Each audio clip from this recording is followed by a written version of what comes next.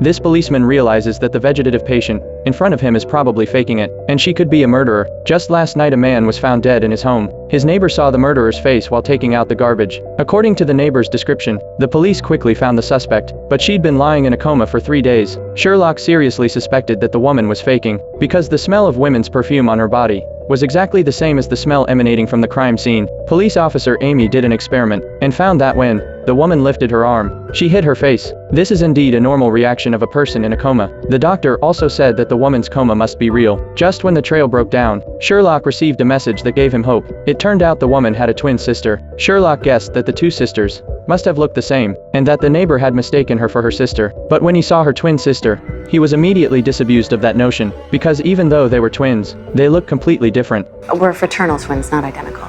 Just when Sherlock was at a loss again, the sheriff called. There's been another murder in an apartment. The victim also had an accident at home, and the same type of bullet was used as in the previous case. Sherlock immediately identified both cases as the same murderer. From the angle of the victim before she died, the killer shot the victim while sitting on the sofa. Same as the first case, Sherlock smelled the scent of latest perfume on the sofa, and there was another big reveal. DNA identified the two victims as half-siblings. But what's strange is that the police know from friends of the victims that the siblings didn't know each other, and they never knew who their biological father was. Amy suspected that their biological father was the murderer, but the father had just died a few months before. He was a prominent businessman in the area. He left an inheritance of hundreds of millions of dollars. Sherlock believes the killer's motive may be linked to this fortune. At that moment, the police found out something important. The twins' father was also this billionaire. Coincidentally, the father told the twins all about his 2 illegitimate children on his deathbed, and after that, the twin sister had paid a high price to have the whereabouts of the 2 illegitimate children investigated in secret. This made her a prime suspect in the murder.